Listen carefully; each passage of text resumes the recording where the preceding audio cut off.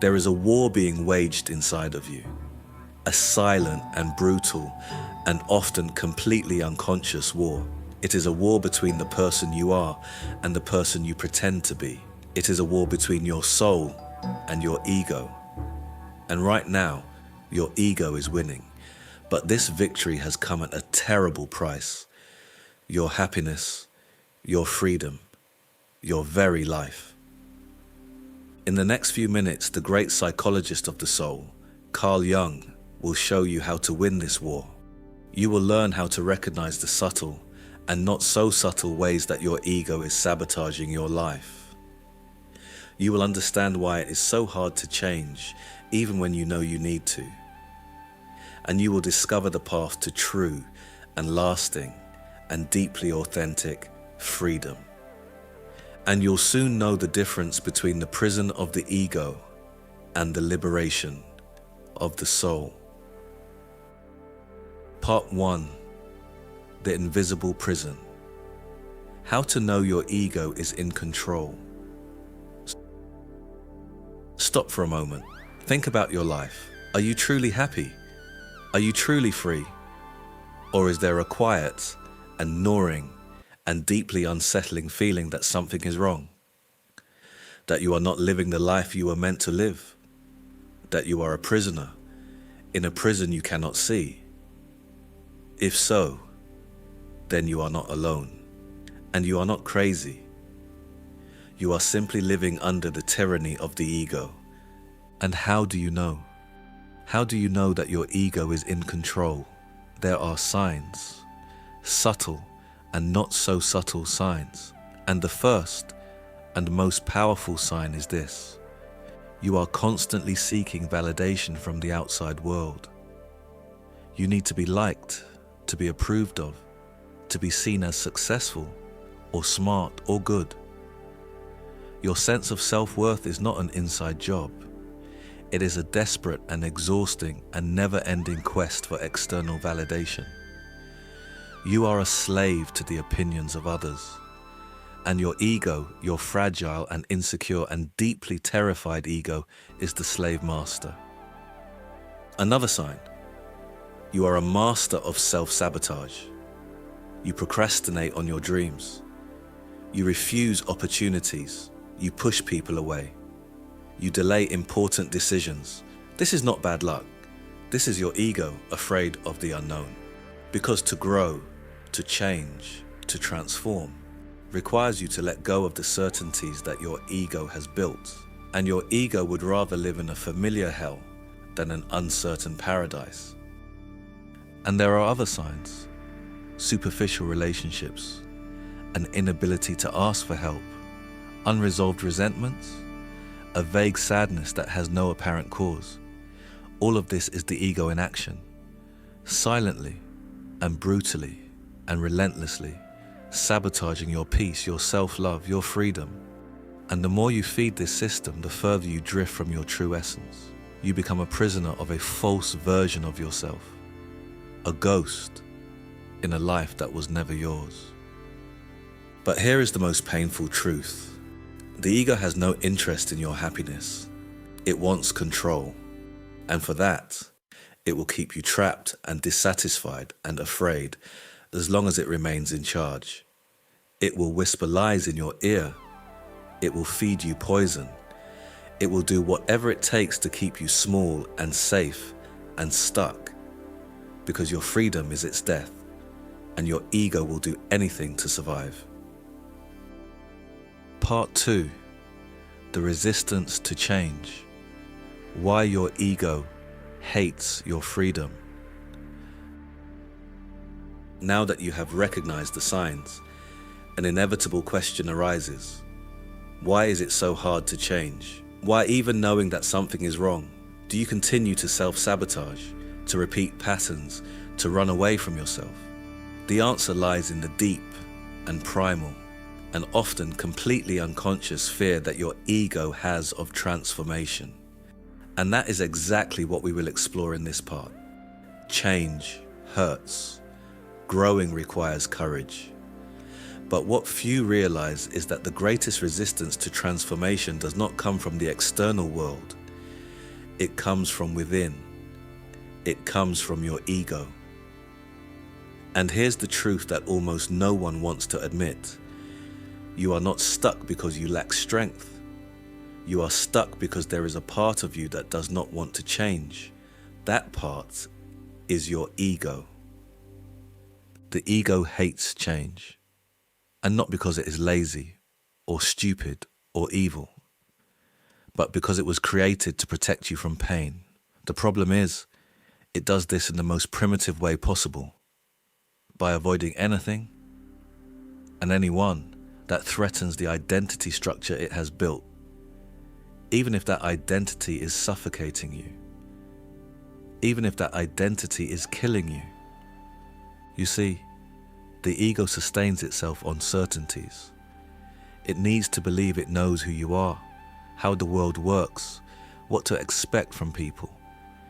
It constructs narratives, stories, explanations, many of them false, just to keep everything under control.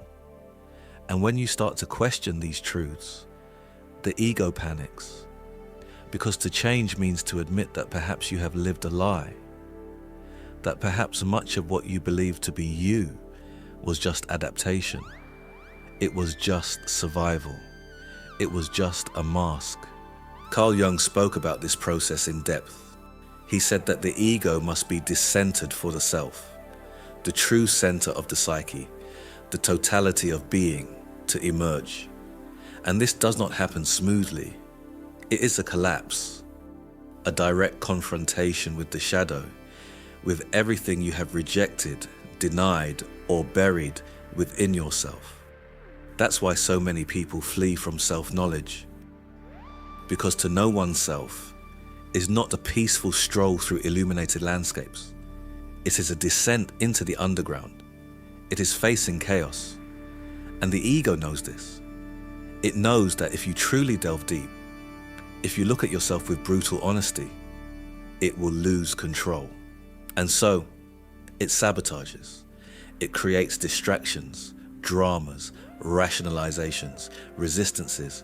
It tells you it's not the right time, that you're not ready, that this is all nonsense. It would rather you remain unhappy, but predictable, than risk discovering who you really are. The fear of change is, in fact, the fear of the death of the ego. Because for the new to be born, the old must die. And the ego fears this process like a cornered animal. It will do anything to keep you tied to the old version of yourself, even if that version is killing you inside. But here's the secret. The ego only has power as long as you believe it is you. The moment you start to observe it, to question it, to dismantle its narratives, something greater awakens within you. Something deeper, more authentic, more free. And it is this something greater that Jung called the self, the true center of the psyche, the point where all parts meet and integrate. But to get there, you need to traverse the chaos. You need to descend to the foundation. You need to break with the illusions. You need to confront what has been repressed. In the next part, we will talk exactly about this. How to break free from this prison and begin the path of integration. The ego will resist, but if you have courage, you may, for the first time, taste real freedom. Part 3. The path of integration. How to make your ego your ally. Now that you have seen the prison, the inevitable question is, how do you escape? How do you stop being a hostage to a fragile and controlling and fearful ego? The answer is not to destroy it, but to place it in its rightful place. The ego should not be eliminated. It should be integrated. And for Jung, this is the true goal of the individuation process, to become a whole and complete and fully human being. But do not be deluded.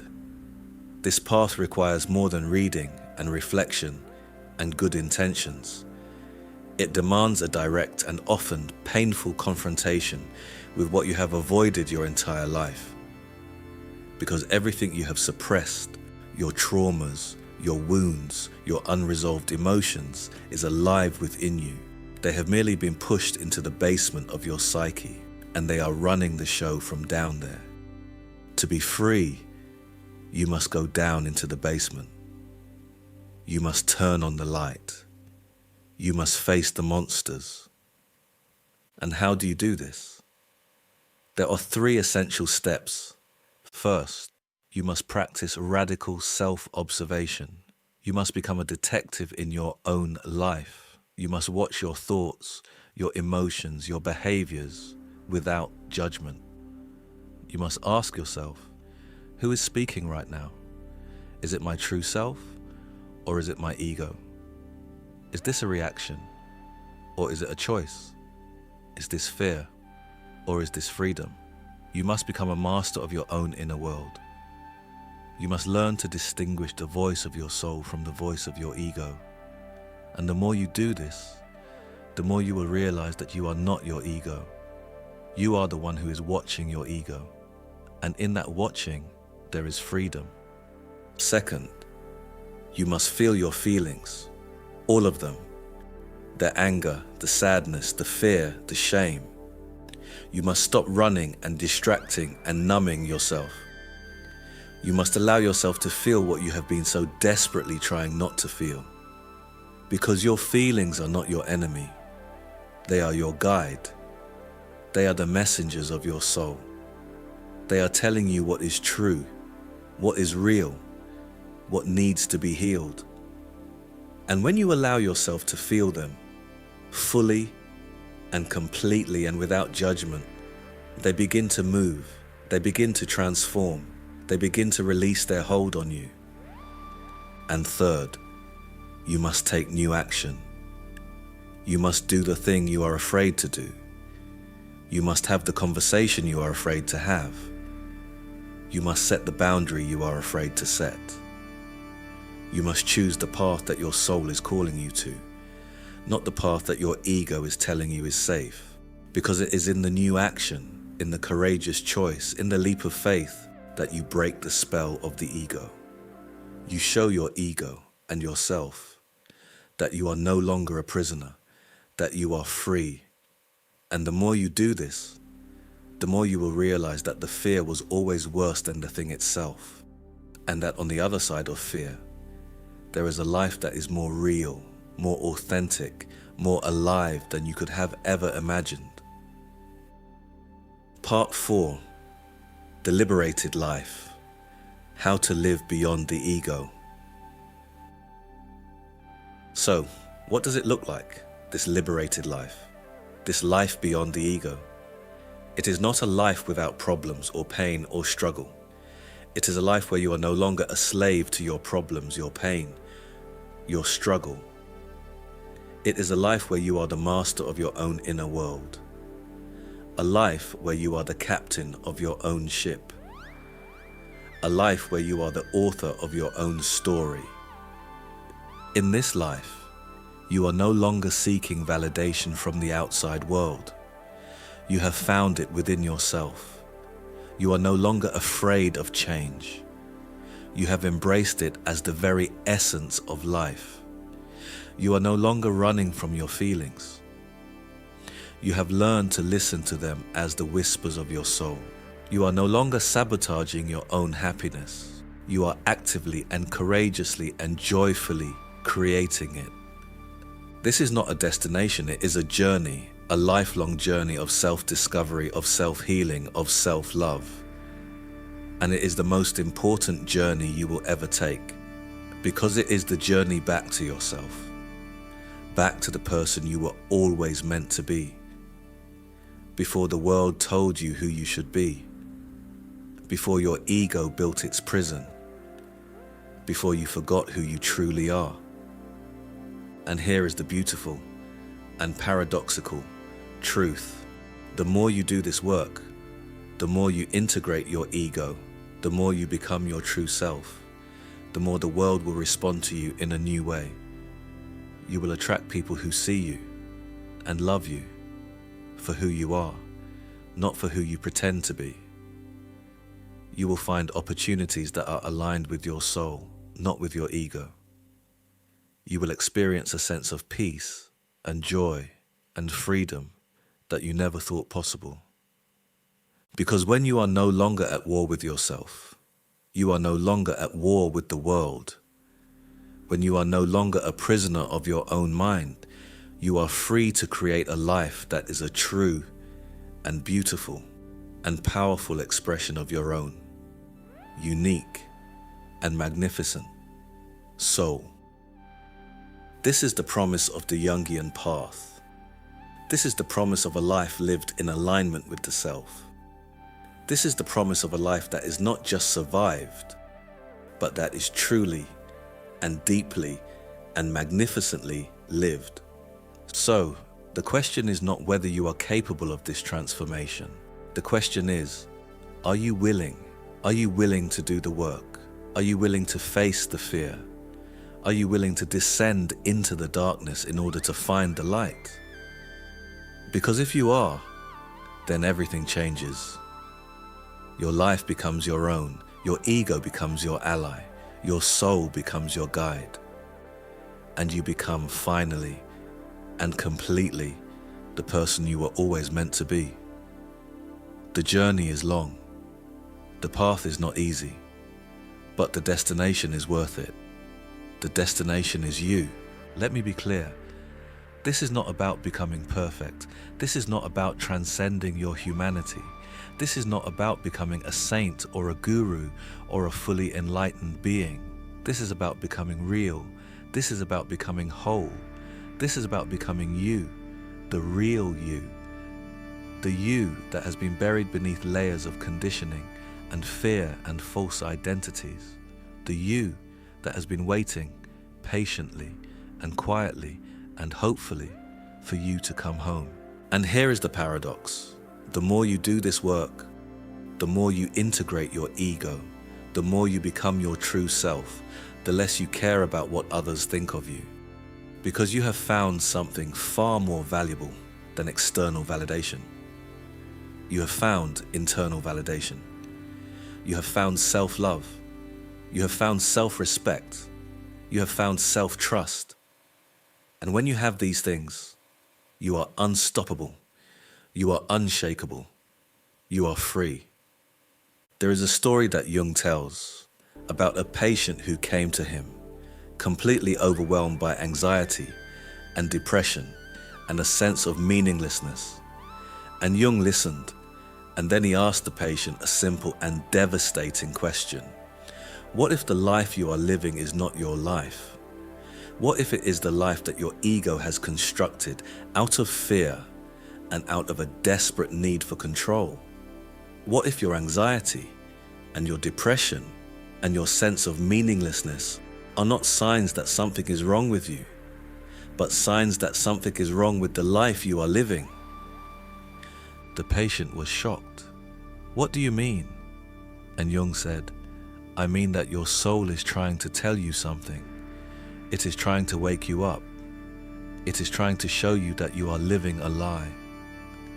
And until you listen, until you have the courage to face the truth, you will continue to suffer.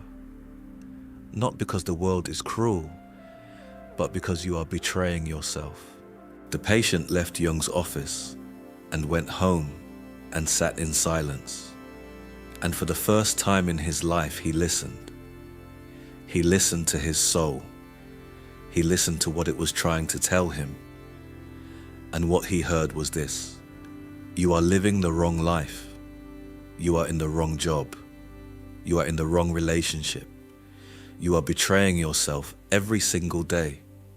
And I, your soul, am here to wake you up, to shake you, to force you to pay attention. Because if you don't change, you will die. Not physically, but spiritually. You will become a ghost, walking through a life that was never yours. And so, the patient made a decision. He left his job. He left his relationship. He left a life that everyone expected him to live. And he began to build a new life. A life that was his. A life that was real. a life that was aligned with his own deep and authentic soul. And slowly, painfully, beautifully, his anxiety began to dissolve. His depression began to lift. His sense of meaninglessness began to transform into a sense of purpose. Not because he had defeated his ego, but because he had finally integrated it. He had finally put it in its rightful place. He had finally become the master of his own inner world. This is the gift that awaits you on the other side of this journey. Not the absence of problems, but the presence of purpose. Not the absence of pain, but the presence of meaning. Not the absence of fear, but the presence of courage.